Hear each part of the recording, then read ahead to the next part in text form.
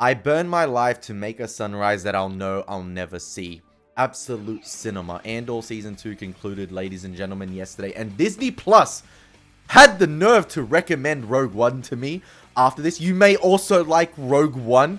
After I was getting me teary-eyed watching that ending with Bix looking into the horizon, looking into the sunset with Cassian's son that he doesn't know exists or will never see his face yet again.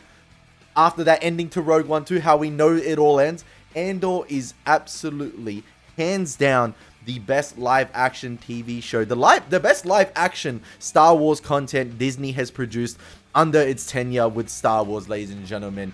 This was absolute perfection. That 6-episode run from episode 6 onwards, the whole Gorman arc, everything with Cyril, Cassian looking up to Cyril and saying, "Who are you?"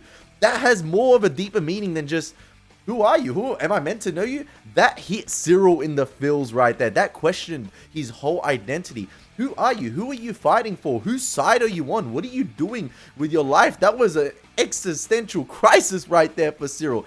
Man, that was absolutely sensational. I haven't felt this way about Star Wars since animated Star Wars, since probably Clone Wars Season 7. That is my favorite piece of Star Wars content, the Clone Wars. But in terms of live action Star Wars, we haven't had it this good in a long time, ladies and gentlemen. And I'll be revisiting Andor Season 1, Season 2, and Rogue One as a trilogy because I find it to be absolute perfection. I loved Rogue One already, but Andor completely enhances the Rogue One experience, and I cannot wait to watch that film again this weekend following the conclusion of Andor Season 2.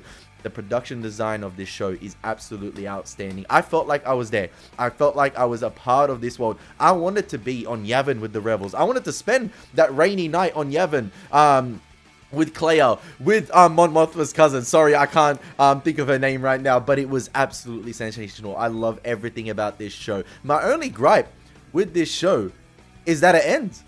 Maybe okay, episodes 1 to 3 had a little bit of a rough start this season. I feel like that could have been condensed into one episode with Mon Mothma's daughter's marriage, and you know, Cassian being stranded on that planet with them deserters. But other than that, episode 4 onwards, it was great stuff. I love the whole build up with Gorman. Everything that we got in the Gorman episode 6 to 8 arc was absolutely sensational. And that ending, ladies and gentlemen, absolutely hit me in the feels. I did not expect to feel that way at the end, with Binks in the cornfield holding Cassian's son and staring out into the sunset. Immediately I thought about that shot in Rogue One, with Jyn Erso and Cassian, as the Death Star you know, does its damage on Scarif. But ladies and gentlemen, watch Andor. I love it.